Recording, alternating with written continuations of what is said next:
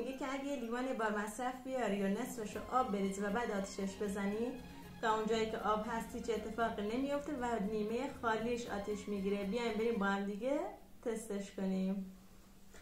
خب ما نیاز داریم به یه لیوان بار مصرف و یکم آب.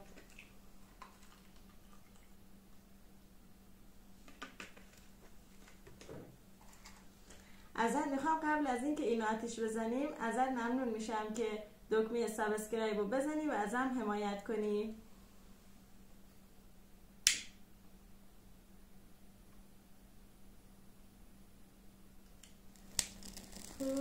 شد چه خوشگله.